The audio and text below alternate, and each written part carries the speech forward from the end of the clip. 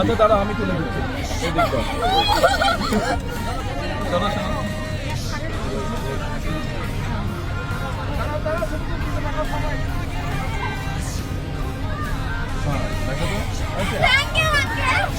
আপনাদের স্পোর্টস টিচারকে, আপনি স্পোর্টস টিচার, আপনি সামনে আছেন।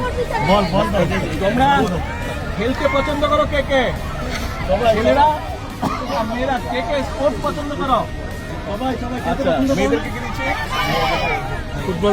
সব ছোট ছোট মেয়েদের জন্য, এটা তোমাদের জন্য।